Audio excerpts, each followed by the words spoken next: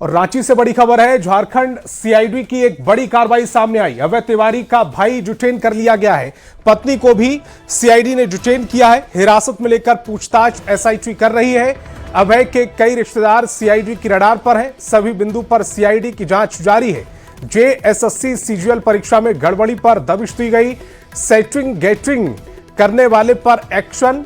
रांची में JSSC CGL परीक्षा में कथित गड़बड़ी और सेटिंग गेटिंग के आरोपों की जांच अब तेज कर दी गई है। ओम प्रकाश मेरे सहयोगी ज्यादा जानकारी के साथ फोन लाइन पर जुड़ रहे हैं। ओम प्रकाश, अब जो झारखंड सीआईडी है उसकी ये जो बड़ी कार्रवाई है जिसमें अभय तिवारी का भाई डिटेन कर लिया गया, पत्नी को सीआईडी ने डिटेन किया है।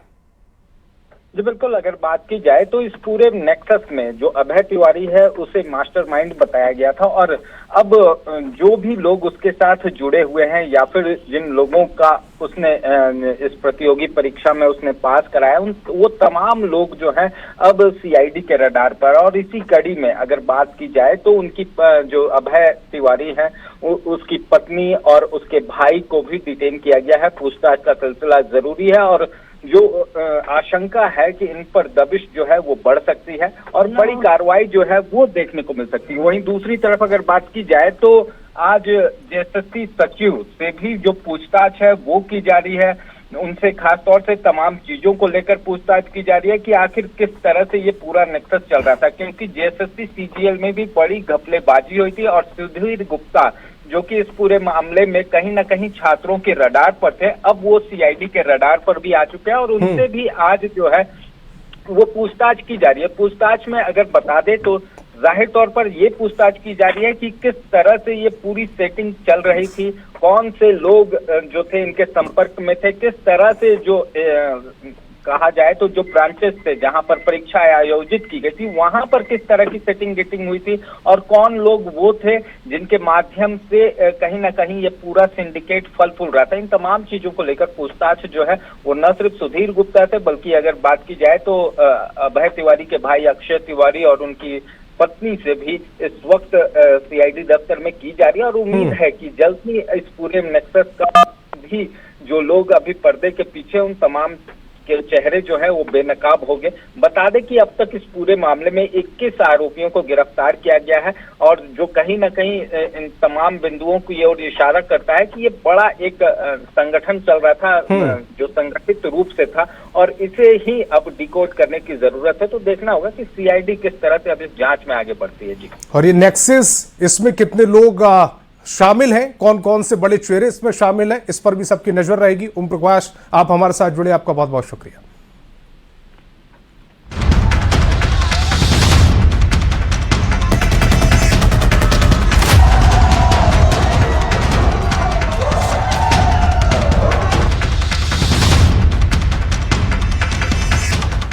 और झारखंड में लगातार 25 दिन से जेपीएससी जेएसएससी परीक्षा में गड़बड़ी को लेकर छात्रों का आंदोलन जारी है। सोमवार शाम सीएम हेमंत सोरेन ने छात्रों की मांगों को लेकर बड़ा ऐलान किया। उन्होंने जेएसएससी सीजीएल परीक्षा रद्द कर दी, साथ ही टीडीपीएल के जरिए हुई सभी परीक्षाओं को भी रद्द करने का ऐलान कर दिया। साथ ही 2014 के बाद सभी परीक्षाओं की जांच की भी बात कही है। सीएम के ऐलान के बाद जहां एक और देवेंद्र महतो ने अपना अनशन तोड़ दिया, वहीं छात्रों के एक गुट का अनशन अभी भी जारी है। छात्रों में खुशी का माहौल है, लेकिन अभी भी छात्र सीबीआई जांच की मांग पर अड़े हैं और मांग पूरी नहीं होने तक अनशन और आंदोलन जारी रखने की बात कह रहे हैं।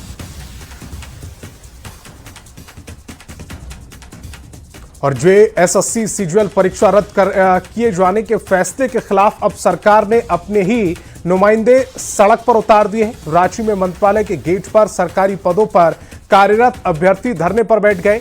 इनका कहना है कि अगर सरकार के पास परीक्षा में गड़बड़ी से जुड़ी कोई जानकारी है तो जांच कराई जाए, लेकिन भीड़ के दबाव में परीक्षा रद्द करने का फैसला लेना उचित नहीं। धरने पर बैठे कर्मचारियों का आरोप है कि सरकार के इस फैसले ने उनके भविष्य को अधर में डाल दिया है। भारी बारिश के बीच मंत्रालय के गेट पर इनका प्रदर्शन जारी है। तौर से अगर बात की जाए तो झारखंड मंत्रालय के गेट पर एक प्रदर्शन हो रहा है। बता दें कि ये प्रदर्शन जो है ये वो विद्यार्थी हैं जो कहीं ना कहीं जेसीएससी और सीजीएल की परीक्षा को पास किए थे और फिलहाल जॉब में थे, लेकिन सरकार के फरमान के बाद अब कहीं ना कहीं इन्हें परेशानी का सामना करना पड़ रहा है और यही वजह है कि तमाम जो लोग हैं वो फिलहाल यहाँ पर धरने पर बैठे हुए हैं। हम इन तस्वीरों के माध्यम से दिखाने की कोशिश कर रहे हैं कि किस तरह से परेशानी के बीच ये जो प्रदर्शन है वो किया जा रहा है। मजबूर किया गया यहाँ बैठने के लिए, हमें मजबूर किया गया। कल शाम को हम पहाड़ी मंदिर में मजिस्ट्रेट ड्यूटी दे रहे थे, इसी सरकार का हम काम कर रहे थे, लॉ एंड ऑर्डर मेंटेन कर रहे थे। आज हमको मजबूरन लॉ एंड ऑर्डर तोड़ना पड़ रहा है। क्योंकि मेरा हक छीना गया है। मेरे मित्रगण, मेरे दोस्त सारे यहाँ पे ड्यूटी करके आ रहे हैं। 8 महीना हम लोग सरकार का काम किया, हम लोग सरकार की नौकर है। अगर सरकार हमारी रक्षा नहीं कर सकती तो किसकी करेगी?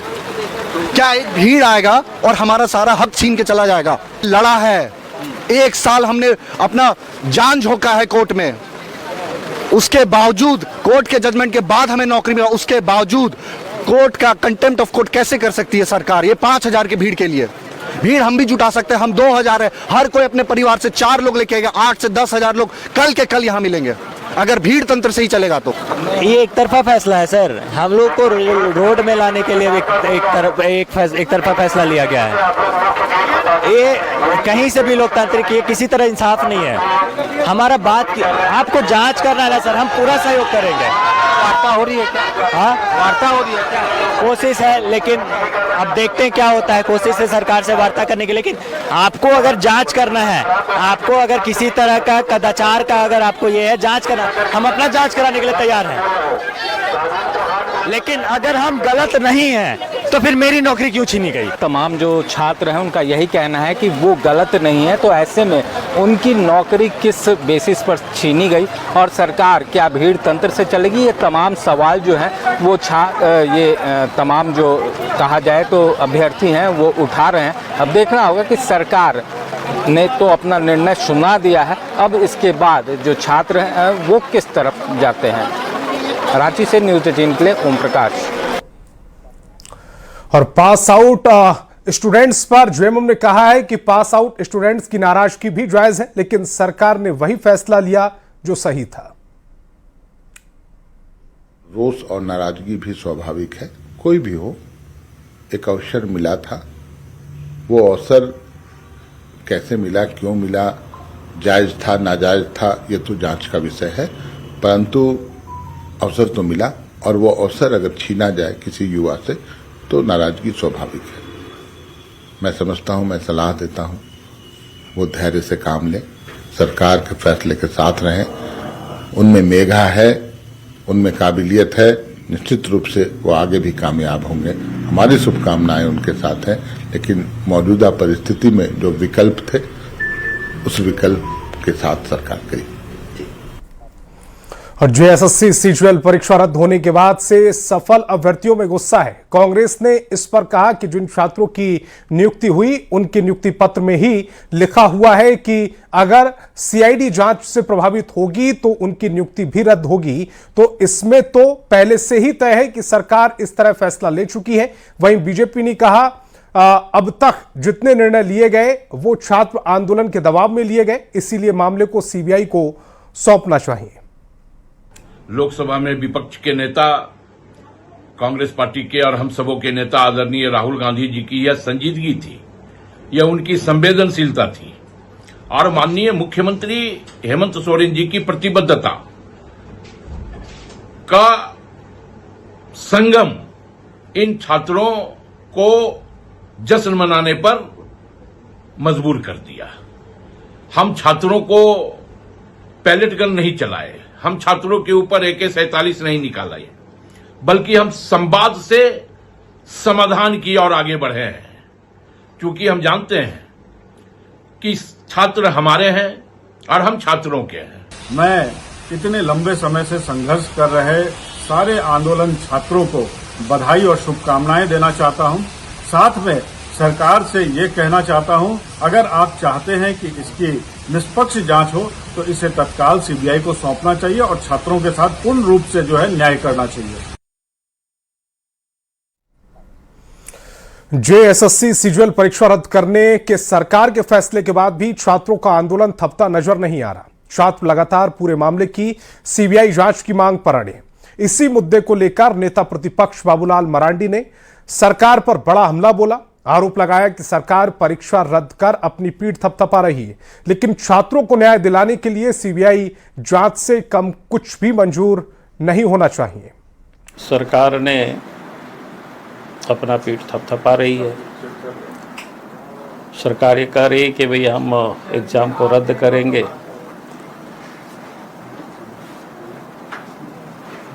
और इससे कई लड़कों भी लगता है कि दिग्भ्रमित हो रहे हैं। हमने प्रारंभ से ही कहा है, एग्जाम को रद्द करना समस्या का समाधान नहीं हो सकता है।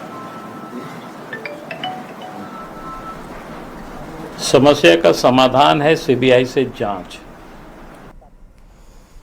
जेपीएससी जेएसएससी अभ्यर्थी न्याय मंच के आंदोलन का प्रथम चरण पूरा हो चुका है। जेएलकेएम नेता देवेंद्र नाथ महतो ने आज प्रेस कॉन्फ्रेंस कर इसकी जानकारी दी। न्यूज 18 से बातचीत में उन्होंने बताया कि अब वह आंदोलन का दूसरा चरण शुरू करेंगे, जिसमें रद्द की गई 14 परीक्षाओं के दोबारा शुरू होने पर उनके लीक की कोई नौबत ना आए। उन्होंने कहा है कि सीआईडी, सीबीआई और एसआईटी जांच छात्रों का कोई भला नहीं होने वाला। देवेंद्र नाथ ने पूरी परीक्षा व्यवस्था को दुरुस्त किए जाने पर जोर दिया। देवेंद्र नाथ महतो से बात की संवाददाता संजय कुमार सिन्हा ने। जेएलकेएम नेता देवेंद्र नाथ महतो 16 दिनों के अनशन के बाद अपना जो हंगर स्ट्राइक है वो 17 अगस्त को खत्म कर चुके हैं। बाकायदा इन्होंने प्रेस कॉन्फ्रेंस की है और कहा कि आंदोलन का प्रथम चरण पूरा हुआ है। हमारे साथ देवेंद्र नाथ महतो, आपने ये कहा कि प्रथम चरण पूरा, इसका मतलब क्या है कि जो मांगे दूसरे अभ्यर्थी कह रहे हैं कि उनकी सीबीआई जांच की मांग है, क्या आप उसको? शुरू ही कहा था कि ये कई चरणों पे आंदोलन चलेगा। प्रथम चरण चूंकि जितना भी धांधली हुई है उस पर कार्रवाई, तो वो सब अभी 14 एग्जाम रद्द हो गया। मान के चलिए कोई आप आरोपित आदमी है, आपको पकड़ करके जेल भेज कर सजा ही सुना दिया गया, तो आप क्या दोषीदार है कि नहीं है, आपसे क्या जांच होगा, महत्व घट गया।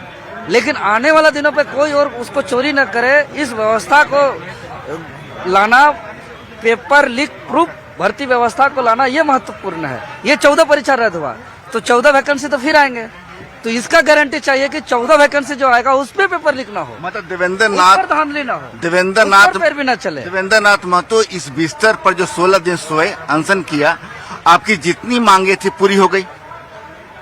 जितना धांधली उस पर कार्रवाई हो गई है, लगभग मोटा मोटी।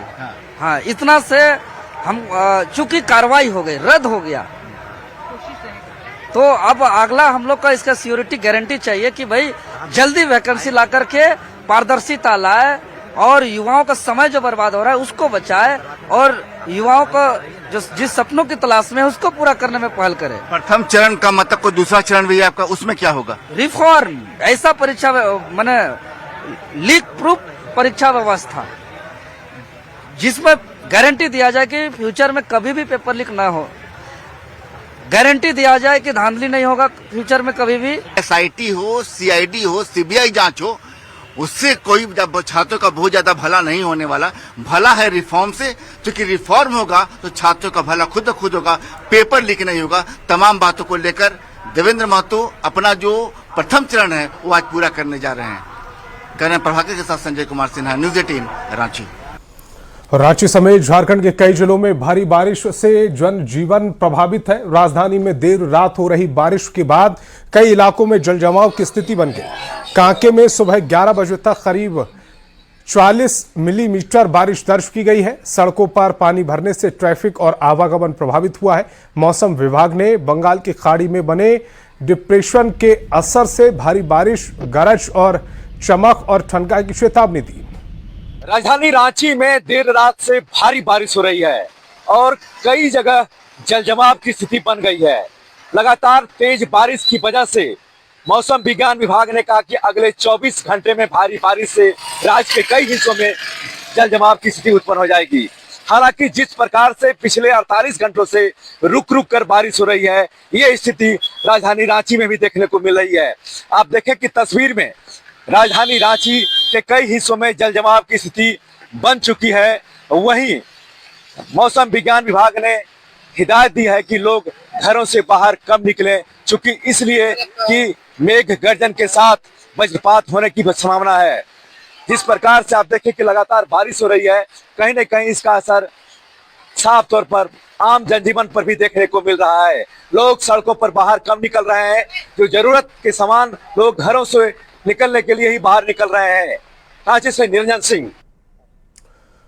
और सिमडेगा में लगातार 3 दिनों से हो रही बारिश अब लोगों के लिए आफत बन गई है। नदी नाले उफान पर हैं, कई पुलों के ऊपर से पानी बह रहा है तो कच्ची सड़कें भी क्षतिग्रस्त होने लगी। बारिश के चलते मिट्टी के घरों के धंसने और पेड़ों के गिरने का सिलसिला भी लगातार शुरू है।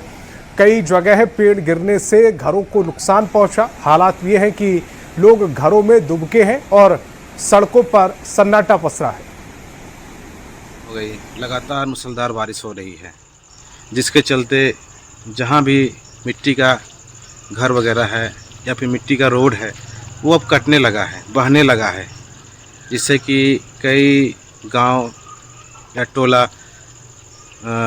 मुख्य मार्ग से कट जा रहे हैं। साथ ही साथ जो मिट्टी का घर है उसका निचला हिस्सा का दीवार गीला होने के कारण दीवार भी गिरने लगे हैं। खबर धनबाद से, जहां तेज बारिश ने एक बार फिर कमजोर निर्माण की पोल खोल दी। जयप्रकाश नगर में एक मकान की दीवार अचानक भरभराकर गिर गई। दीवार के पास खड़ी कई मोटरसाइकिल और 2 पहिया वाहन मलबे में दब गए।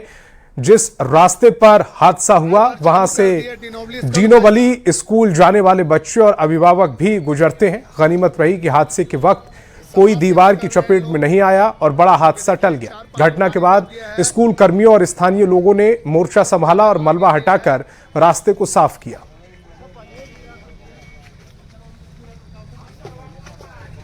देख लिए भैया लोग सब कैसे कर रहे हैं। चाईबासा में लगातार हो रही मूसलाधार बारिश के बीच कुदरत का खूबसूरत नजारा देखने को मिला। बंद गांव की टेबो घाटी में स्थित प्रसिद्ध हिरणी फॉल बारिश के बीच उफान पर है। करीब 121 फीट की ऊंचाई से गिरती जलधारा की रफ्तार और गर्जना लोगों को रोमांचित कर रही है। रांची चाईबासा मार्ग से गुजरने वाले राहगीर और पर्यटक इस मनमोहक नजारे को कैमरे में कैद कर रहे हैं। हालांकि उफनते झरने को देखते हुए सुरक्षा भी बढ़ा दी गई और पर्यटन मित्र लोगों को जलधारा के पास जाने से रोक रहे हैं। अपील की जा रही है कि खूबसूरती का आनंद सुरक्षित दूरी से लें।